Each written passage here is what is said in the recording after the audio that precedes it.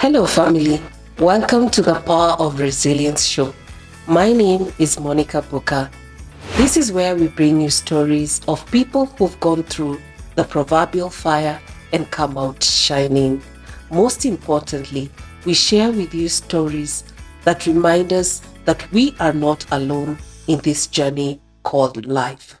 Today, we have a guest who's a passionate dancer who's gone through it all and is here to tell us her story. Welcome to the journey of resilience. Welcome. Thank you. Thank you so much. Tell us your name Yeah. and what you do.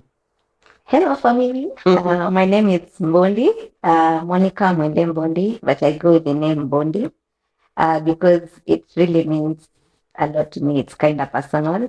I'm a dancer, a performer, a writer, and so many other things I'm yet to figure out. And I'm really, really, really glad to be here. Wow. Yeah. So tell us, where did you grow? Yeah. Did you go to school? Yeah. What's your journey? I've grown in different places. I've really traveled from one place to another because I've lived with many people. And I've gone to school. I went to KU. Nimefanya film and theater arts. Yeah. And I've also studied dance. Yeah. So did you grow in Nairobi, Machakos, or? Yeah, I grew in Machakos. I grew in Nairobi. I grew in Makueni. Yes. I grew in but mostly I've been so I went to school when I was really young, boarding school. So I can say that most of my life nimespend shule. Yeah, because after school, we used to go to school for like 3 months, some 4 months. Alafu you break for like a month, Yes. so that has been my life since I was like class 3. Yes. So my life literally has been school, but nimegrow Nairobi pia, and I've also grown in Machakos, in Makueni, but most of my life I've lived in Athi River. Yeah. Okay. Yeah. Wow, I also once lived in Athi River, so Yeah. we're going to talk about that. Yeah. So I have my auntie there. Wonderful, Yeah. wonderful. So talk to me about what was your relationship with your parents? How did you grow up? Okay. So my relationship with my parents is crazy because my mom left when I was really, really, really young, when I was like 8. And it was crazy. It was not the good kind of breakup. It was like it was so explosive and it had so much. Yani it has impacted me actually in my life. Like it has led to so many things in my life. Yeah. And with my dad stayed. He took custody, but I didn't live. Sijakaa na yeye sana. Yes. So yeah, I can't honestly, I can't say that I know my parents that well because I've stayed with my aunties, mostly at the river. Yes. I stayed with my auntie. She's called Zipporah Shindeti. Yeah. Yes. Yeah, and I feel like she's been the mother. Yes. Yeah, for like some years. I've stayed with my other aunties here, so that's why I'm telling you. Nimeishi places more. Yeah, because of that. Yes. Yeah. And how has just that changed your upbringing? How did that impact your upbringing? I feel like it has been really, really hard, especially socially. Like when you grow in such an environment, I literally had to be an introvert, like not by choice, because sometimes I used to feel like it's like I needed I needed that love. Yeah.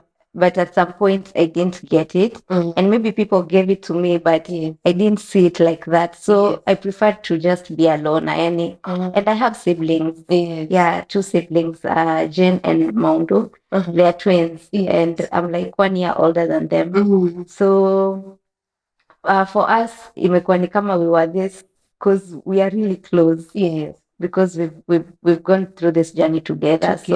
So yeah, we kind of have that intimate intimate relationship.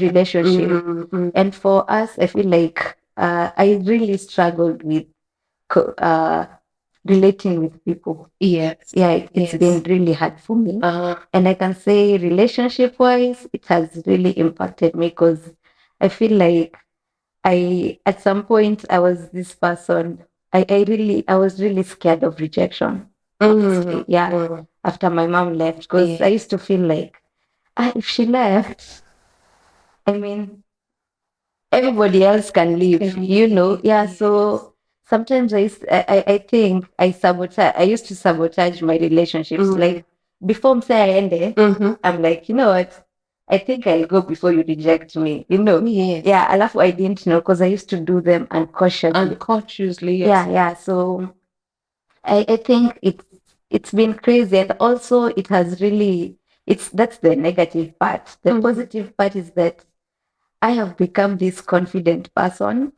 Like I actually learned to do things on my own because I felt like I don't want to talk to people. Yes. About what is going you're on. going through, Yeah, yes. yeah. And I never used to do that. So every time I started writing when I was really, really young. Yes. So I used to write books. I used to write notes to myself, letters to myself since I was young. Wow. So I kind of figured out how I can handle my situations. It wasn't the right way, but I actually did. And with that, I learned to be this independent person, like with my feelings and everything, And I learned how to stand up for myself. Right. Yeah, so I became this bold and very confident woman. And I think if anyone asks, I don't think I would love my life any other way. Wonderful. Yeah, that's You said something that has really touched me. Yeah. I say it wasn't easy, but it worked. Yeah. That's the most important thing. Yeah. That we do not have to apologize for how we were brought up. Sure. To us, it worked. Yeah. And that's I want to hold on to that. Yeah. Because there's a way that people think that how it worked for so and so, it should also work for me. We're different. We are so different. So different in very many ways, diverse, and we can change. We can be who we are and let the solutions that are working for us be our individual solutions and not for all of us. Yeah. I think I like that. Yeah, me too. I like that. Thank you for that. Thank you for that. Yeah. So, what are the biggest challenges that you have faced when it comes to your career? Yeah, okay. So, as a dancer, honestly, sometimes I feel like I have been through it all. Alafu inafika point and life is like, honey, this is just the beginning. Yeah. So don't wanna be too, So the first of all, my biggest challenge was finding myself, like knowing who I am. Yes. Yeah, because sometimes I used to feel like, and it's true, I was like everywhere. Yes. Literally. And sometimes you don't even know you are in a bubble until it bursts. Yes. Ndio unashangaa, Haya. kumbe nilikuwa mahali I was in a cocoon, yani ulikuwa umefungiwa mahali. So as a dancer, I've really struggled with my identity. The other thing is working as a dancer. I can't say in Kenya. I don't know what happens in the other countries. Right. But it's for me, like working it was kind of toxic sometimes because I used to work with a lot of experienced people. And sometimes, venye tu umesema, we are different people and we are from different upbringing. Yes. So when you meet someone who is used to using people, who's used to like talking to people vibaya, nini, They talk down at you. Yeah, talk down at you. Nawe ni ka newbie, you're just there, it's your first time. Yeah, so it's easy for people to use you when you don't know yourself. Alafu pia like the payment, I've really struggled with it. Because I can say at some point, when sometimes when you're scared of rejection, because I wasn't just scared of rejection qua relationships. It was everywhere. And it's something I had, but I didn't know I had it, Yes. It was just ilikuwa huko nyuma, like it just was, So when you're afraid of rejection, you kind of become desperate for things, you know. And when you're desperate, ni kama self-esteem yako iko chini. yeah, iko chini. So I feel like I used to go for jobs because I used to feel like yani ni kama see ati they need ni kama I need people more than they need me. You know, I used ni kama nataka ku nini hiyo void, like I just want to be there, nataka tu kuwa hapo. So it was easy for people to use me sometimes. Sitakataa, yeah.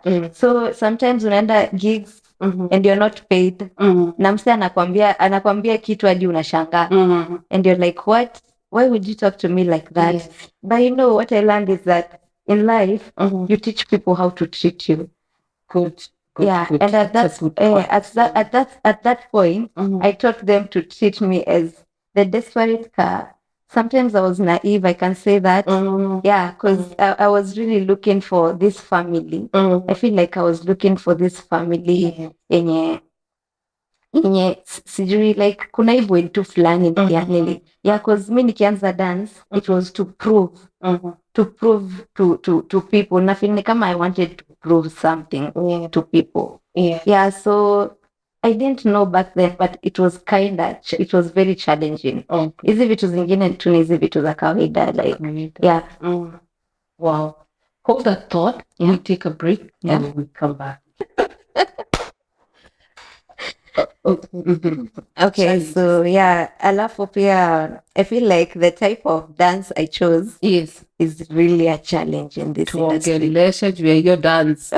Say, wow, it's been crazy. So me, I do more female dancehall and sensual, a lot of sensual, and I feel like there's a way people are wired, like wazazi wetu, like we are two different generations, you know, and I feel like at apart from the generation thing, like me kukua tu literally just being like me just wearing what I want and just going out there feeling who I am, like imekuwa challenge because nimepata so many, nimepata good comments, but sometimes I get this very, very weird comments from people, and I get these weird reactions from people.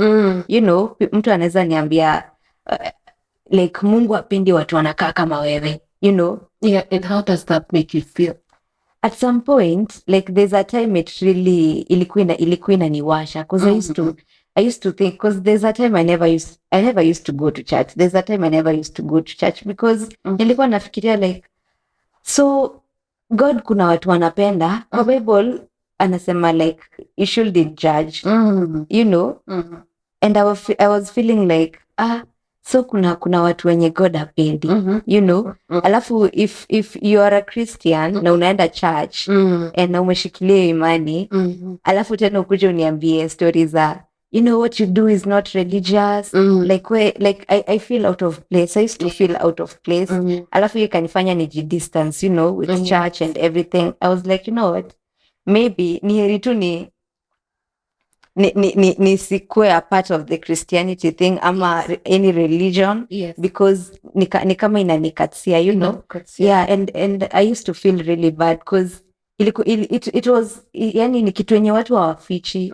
Alafu pia like being objectified as a woman, that is really bad because naweza enda shoot and the only thing people ile kitu mtu anaona kwangu is yani the body part, yani mtu hata aone kazi yenye nafanya, you know.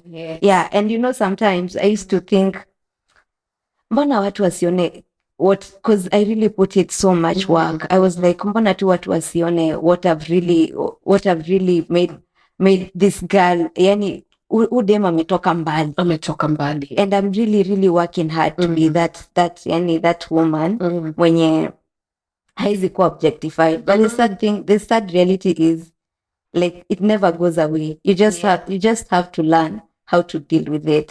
Because kama literally juzi I think nilikupea story tukuwa break. Yeah, like this chick that called me, alafu she was on the phone ananitusi ananiambia, yani I don't know if I should say this, but she was like, malaya wewe sijui what yani all hizo matusi zote zenye mnajua. And you know, in my head, because it was like juzi tu, like jana literally, and in my head I was like, I don't know this chick. I don't even know her boyfriend.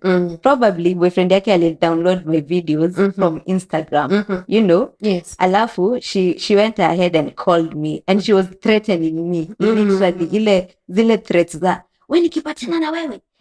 And you know, I felt really bad because it's not the first time like nimepata this. That's not who you are. And that's not who I am, honestly. Like me, I don't even care about you guys. Me, I'm just trying to build myself. You know, I don't even know. Yani, kwa hati yangu, I really mean good. You know, but people don't see that. So there's a time like the biggest challenge. Kuna this time I used to feel like I can naweza fanya watu waone who I really am. Like, nioneni please, nioneni venye mi niko. But then nikafika place and I'm like, oh, people will never do that. Yeah. People will see what they want to see. True. And you know, at the end of the day, you attract who you are. Yeah. You know? So me niko like, you know what? Let me just build myself. Nikwe like the best version of myself. And I feel like at some point you can't really find who you are. You have to keep on finding yourself. And I can say at this point, siwezi sema ati sakoli yangu iko na watu. Siwezi sema ati I have fake friends. I feel like at this point, hizo challenge nimezi own until zimekuwa ni kama ni something that I sema aje. It's not a challenge anymore for me. Like, because right now I can just go shoot a video. Venye tu niko, venye mnataka kuona muone. But at the end of the day, you're paying me, I go home. Yes. Me, I've done my work. Because you the talent. It's my talent. And that's what I want to be. That's what I didn't have to become that. I chose to be that. And I'm still choosing to be that. Yes. So that has been a really, really, yani being profiled, like hiyo imekuwa challenge kwangu. And I feel like it still is. Nimelearn to could go about it, to live with it. Yeah, could live with it and how to approach it and how to yani nitafanya nini watu wakifanya hivyo. And I feel like just knowing who you are, yes, ina solving like being aware, yes, ina solving like 50% of your problems, because you are aware of who you are, you are aware of watu wenye wako around wewe, you are aware of your environment, you are aware of what kitu yenye inakuja. And I feel like nowadays I'm just aware. True. You know, yeah, so it doesn't matter. It was once a challenge for me, but right now it's ni kitu ni kama my strength. Yes, because I know how to deal with that kind of mediocre, you know. Yeah. Yes. And is there a day or any time that you felt like you wanted to give up? Yeah, a lot of times. Because there's a time that kila msee alikuwa ananiambia, unajua dance Kenya hailipi. Unajua uwezi fanya tu dance peke yake. Unajua vitu zenye unavaa watu wapendi kuona watu, hadi kuna time watu walikuwa wananiambia, unajua wewe utaipata bwana. And in my head I'm like, bro, I'm not looking for a husband. I'm just trying to build myself. Yes. You know, and it doesn't matter, you know, but hizo vitu zilikuwa, I'm human. Yeah, I'm human. So sometimes they really got zilikuwa people trying. Yeah, like kuna time nilikuwa tunawa let in. Na usiku nikienda kulala, I'm like, you know what? Ama maybe I chose the wrong thing. Maybe I shouldn't be doing this. Maybe sifai kuwa hapa. But asubuhi msee naamka and I'll go for my morning run because I'm not giving up on this woman. Wow. And there is no way I'm ever going to give up on her. So nilikuwa nasikia wenye wanasemanga wataongea mchana usiku watalala. So mimi nilikuwa nafanya kazi yangu mchana. Usiku mkienda kulala, just think about my life. Yes. And where you're going. Where I'm going. And I promise you that there are times I literally cried tu kwa bed yangu because I felt alone. Na feel ni kama hakuna mtu mwenye ananielewa. I feel like unajua saa zingine hizo comments zikiingia kwa akili yako. You feel like you're out of place. Like, this is not the kind of person I'm supposed to be. Yes. Maybe I'm not good. Yani maybe unaget. Yani I just used to feel really, really bad. But at the end of the day, you know what? I just got through all of that. And anytime I fall, I say anytime I forget who I am and I forget how beautiful, amazing, and gorgeous and everything I am. You are a beautiful princess. Do not let anyone bring you down. Thank you. Do not let Thank you. anybody negative thing bring you down. Yeah. You are just as good. You are good. Thank you. And whatever you carry is very, very big. Yeah. And there are people out here who want to be served by you. Go out there and do that. Okay? Yeah. Okay? And if you're looking for mothers who can take care of you, we are out here. Huh? We can take care of you. You know? So, yeah. So, what qualities and skills did you develop or strengthen? I actually I feel like right now my biggest achievement is going to the gym, like being consistent with being that. So ilianza hivyo ikafika mahali nikaanza kutrain wase cause sikuwa nishaienda gym before. So I was like, you know what, because I've really changed, you know. Yes, I was like, you know what, if I really want to be a dancer and I want to be serious about this, I have to be fit. Yes. And you know, I didn't go to the gym because I felt like me, I never saw anything wrong with my body, honestly. I just went to the gym because I know as a dancer, you really have to work out. You really you really have to put in work. Yes. You know, so I was like, you know what? Acha niende. So when nilianza kwenda, it was so hard for me because I was like, nikianza kwenda I was like 70 kgs, you know. So nimeingia gym and then I realized my coach is like, sasa yeye ndo anaanza kupoint out things that sijui unafaa upunguze nini, and in my head I'm like, I didn't come here for all of that. I just want to be fit. I know what you're saying. Yeah. Let me cut you short. I went to the gym, and when we were working out, I'm being given some exercises that I'm wondering, hey, we didn't come here to die. Yeah. You know, we just came, and he meant well. Yeah, he means well. But there's something, like for me, it is for my mental health. I need to be mentally fit. But you know, the exercise I'm being no, boss, I didn't come to die. Not for that. Exactly, I'm not doing this for anyone else. I'm doing it for me. Yeah. Yes. Yeah. So that was the thing. So nikaanza hiyo tizi. So it was like akaanza kunifanya ni feel ni kama okay, he didn't make me feel that. So nika realize actually if kama nimeamua kuingia gym, let me just go all out because aliniambia there's no shortcut. And anaitwa Tom, I really thank Tom for that because mine what aliambia wangu Mr. Freddy, you do a good job. Yeah, like alinitoa, like he literally changed my life. Yes. So akanifanya nikwenda, and he used to push me like even the days that I used to feel like I can't, and I promise you guys, kwanza hizo siku zenye una feelingi you can't do it, I promise you hizo ndio siku sasa you can, like hizo ndio siku unafaa ujipush more. So I pushed myself for a very long time, you know. So until ikafika mahali I'm actually training people. Wow. And I never thought I ningefika hiyo part. Yeah, like ika improve skills zangu, and I'm a writer too. Yeah, so like I started writing when I was young, you know, and see that yakunini, it was just natural, you know. Nikafika high school and I used to write novels for people, like wasome too, you know. Alafu sasa when nilitoka huku nje, I realized it's a skill that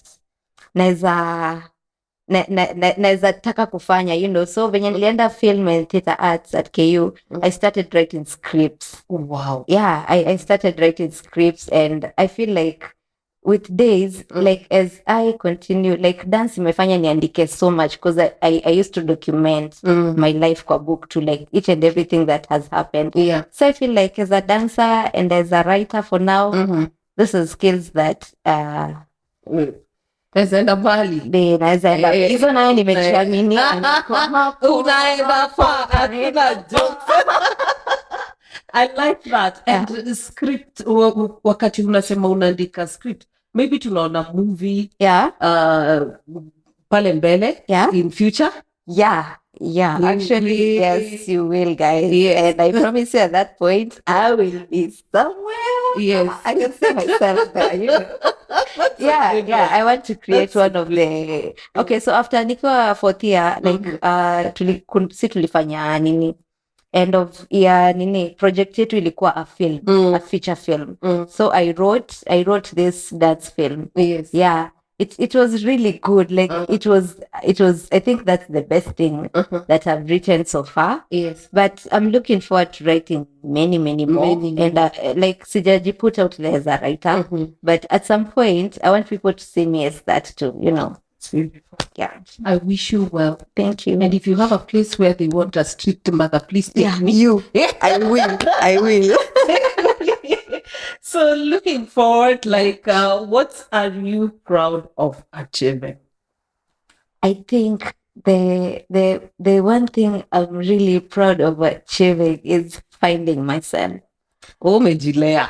Honestly, it was such a struggle. Just juggling it, like me ni nani, like yani, alafu when realize when you really don't know yourself, unaweza fall into so many shimos, pitfalls, cause uko tu hapa unadhani uko hivi kidogo, ni kama uko hapa kidogo, ni kama uko hapa, but you know what, give yourself grace. Yes. Lazima upitie hiyo njia. Give yourself grace. Give yourself grace. Lazima upitie hiyo njia. Ndio sasa uanze kujua yenyewe Mbondi ni nani, Mbondi anapenda nini, Mbondi anataka kuwa na nani, Mbondi anaweza taka kuwa around what kind of people. True. Mbondi anataka what kind of energy around her. And I think for now that is the biggest achievement, like just working on myself. Just working on myself. That is my biggest achievement so far. And I'm really proud of myself.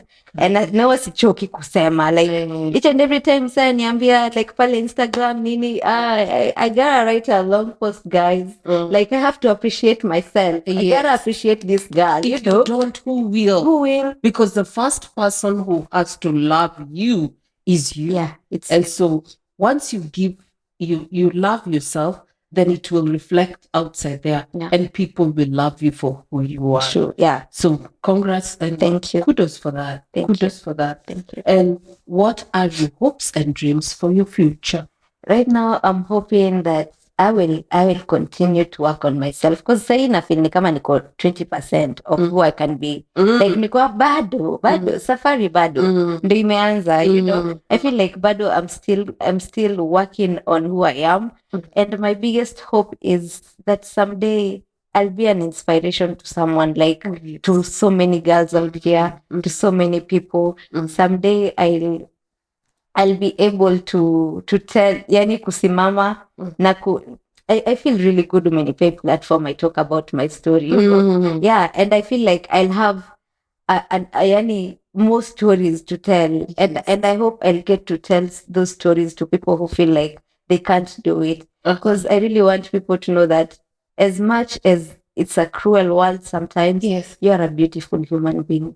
Hallelujah. And at the end of the day, if you don't appreciate who you are, your story might go untold, because if you don't see yourself, who will see you? That's very true. Yeah, so at some point I just want to make people see themselves for who they really are. And you don't have to be what the world wants you to be. Yeah. Kuna hiyo pressure, but I promise you, you don't have to be. You don't really have to be. You don't, because the world didn't create you. True.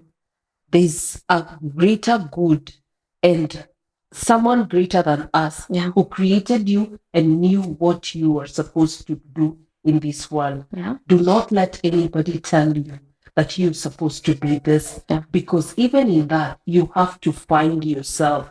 And the journey of self-awareness is not, it doesn't just end in a place where you were young, until it's an endless journey. You know, you have to, until you leave this world, that's when you say, I found myself. But until then, keep finding yourself. Keep being who you feel you are supposed to be, and go out there and do you.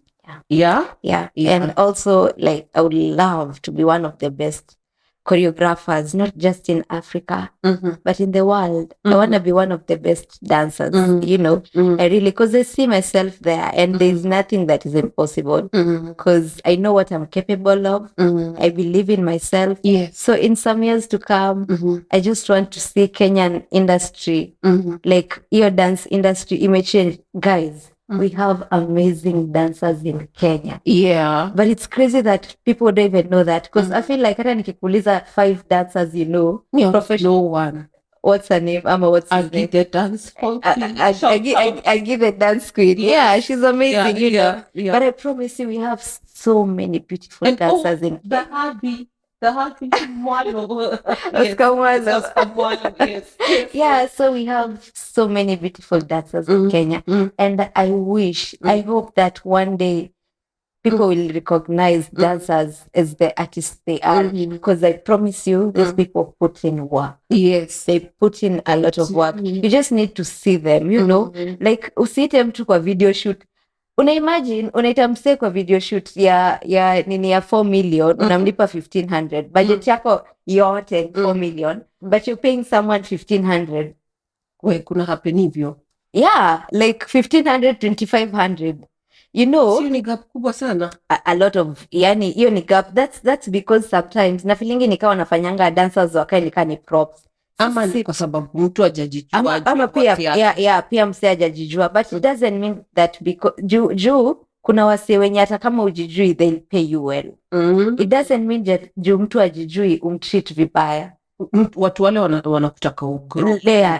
Like kusikwe na wanaitwa aje, kuna wase tu wana blockingi nini za wase. But the thing is, like, if people see how the dance industry is growing right now, and they get to appreciate the beautiful dancers and amazing dancers we have in Kenya, I'm telling you guys, hamtaboeka. Just check out, like, naweza taja wase, lakini ni wengi, like wengi, watu wana grow, watu wanajituma huko nje. Ni venye tu industry yetu haija grow as such.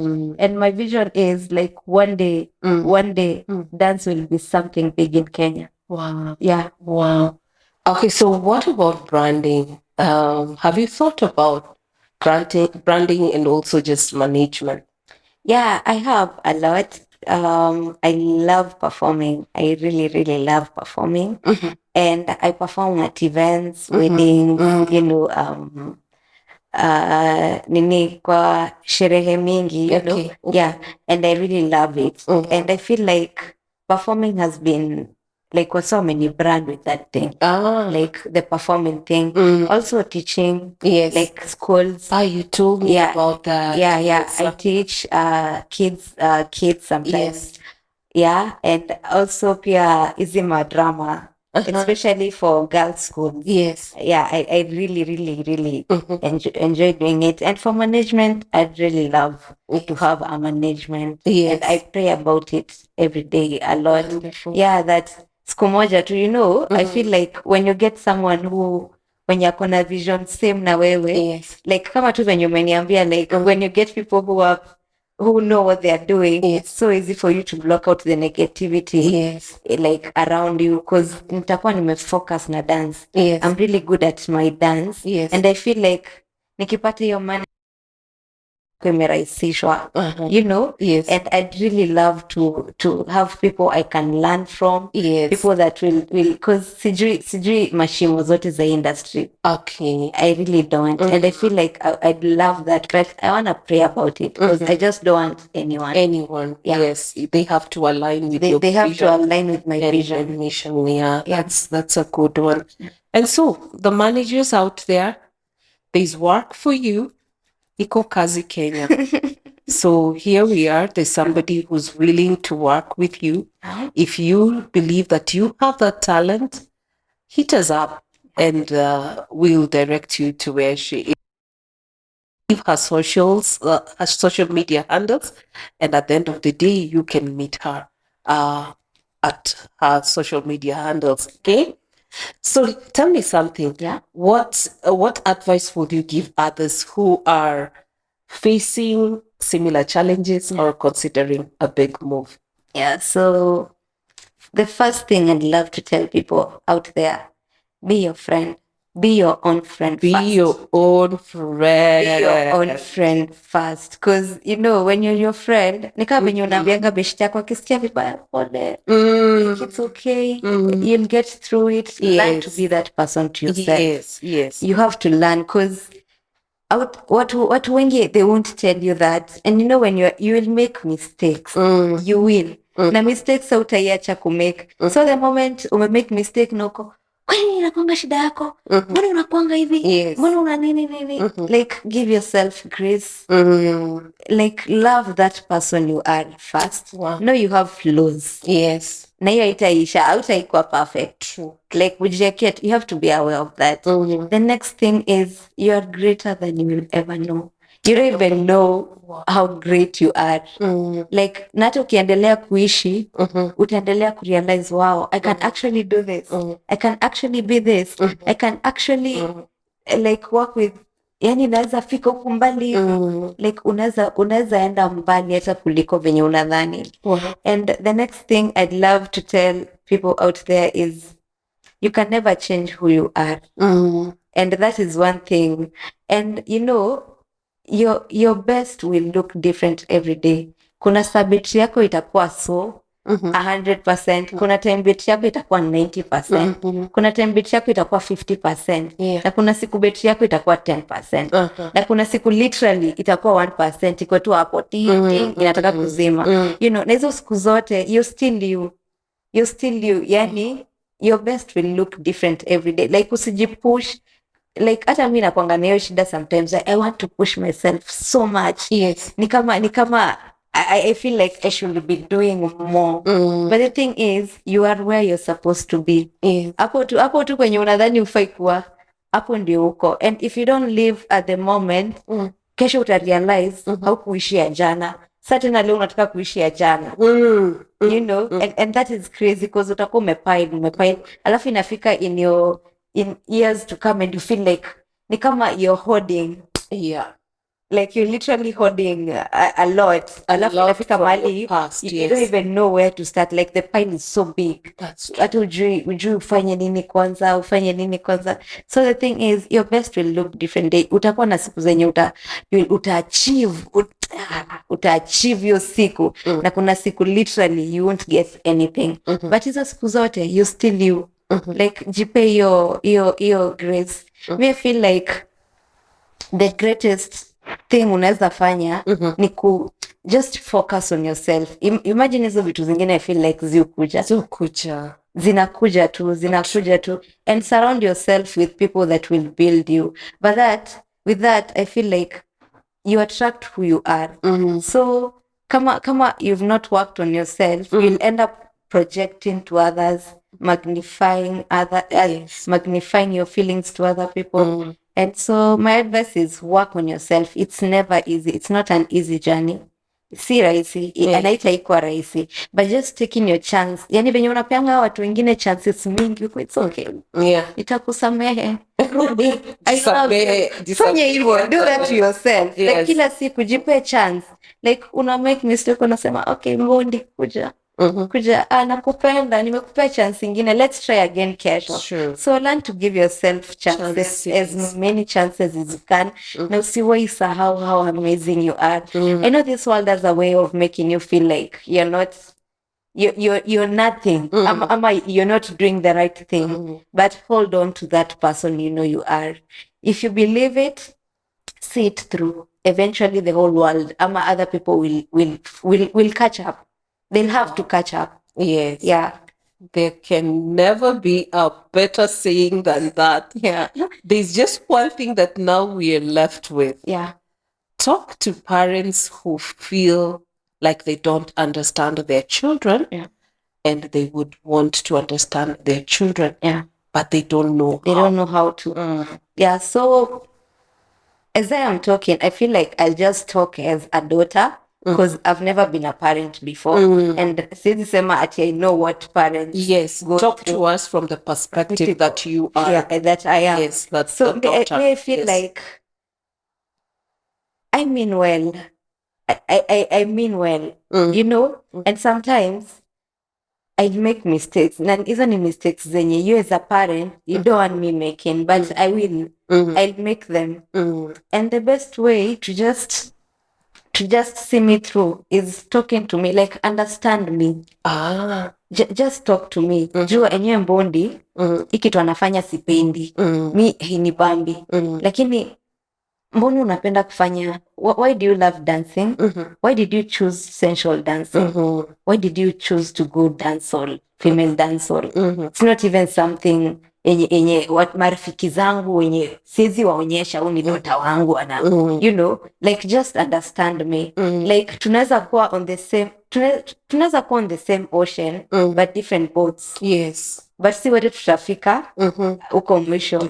So just like talk to your kids. Like so many times they mean well, but sasa hiyo misunderstanding and no communication inafanya vitu zikue ni kama mnachukiana, ni kama hiyo inaleta hiyo resentment, hiyo anger, hiyo bitterness towards each other, na hiyo ni kitu mnaweza solve tu na communication kabla iende mbali. Like you just talk to your kid, you understand, you don't have to love what they're doing.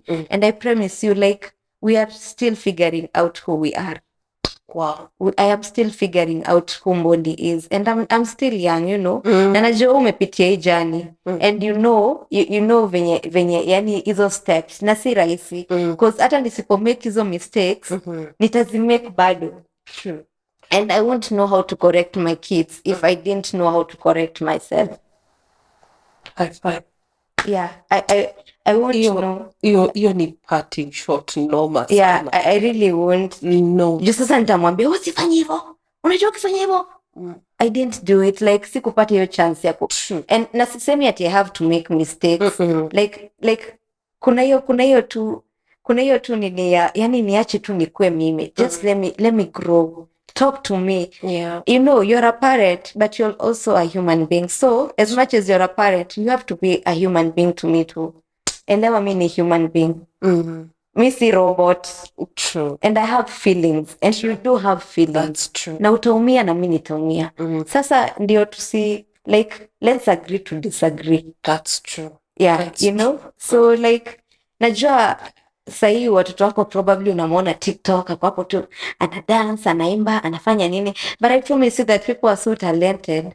Hata kuna mse anaweza kuwa talent yake tu ni kusongesha vidole tu peke yake, and no one understands why they're doing that. True. You know. True. Na if you don't talk to them and understand where is this coming from, like, is this depression? Because we all do things out of so many things. Yes. Then if you don't understand me, utajua utadili aje na mimi. True. Hii ni depression, hii ni anxiety, hii ni mental.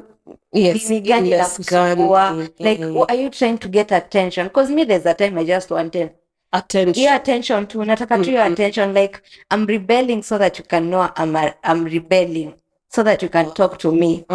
You know? Na sasa badala ya kutalk to me, you keep on pushing. Like, unanipush, or you want to put me in a box. Yeah, so and I feel like hii dunia, it's like iko against people so much. Like, hata hawa watoto wenu huku nje hawapiti the best. Yani hawapati the best. Yani watu waongeleshi. Sorry to cut you short, but be a safe haven for your children. Like, don't do it for you, do it for them. Like, kuwa your safe space. Imagine kama mimi nimekosea na najua nimekosea, but bado naweza kupigia. Najua utajam, but nakupigia na kwambia maze mam, najua utajam. But nimefanya hivi. You know, that's better than mimi naogopa kuambia mamangu. True. Like, heri nipigia total stranger, nimwambie, me feel like that's bad. Because you're my mother. Heri nijue nitakuja hapo niekelee coffee, but utaniambia, you know what? Mimi ni wako, I'm always here for you. That's true. Hata nini ifanyike. Mimi, so like, na feel, just communicate, understand them. Most times they mean well. Hawatakangi kurebel because now sometimes they're just trying to get your attention. When do mama, you're their parent, for God's sake. You're the one person who knows. Maybe you don't know them better, but you're the one person mwenye anajua, like, wametoka kwako, so they have something to do with you. So when you're the first person mwenye unaweza elewa hawa watoto ni nani, you know, before the whole world is against them. Because huku nje ni cruel, and if you're not the safe space they need, wataenda huku nje, you know. Yeah, na bado that will be worse. Thank you so much. Yeah. I have learned a lot, and I found out that you can be a motivation. God, you can be a motivational speaker. Thank you so much for this time. I had fun. Me too. I had fun. Yeah. And one thing that I'd like to say to our parents out there, listen to your children, fight for your children. As she has said, be a safe haven for your children and get to learn who your children are. You've been given a gift, and this gift was to serve you and even serve your legacy. Until next time, bye bye. Do not wait for the perfect moment, the ideal circumstance. Start now, start small, and watch your resilience blossom into an unstoppable force.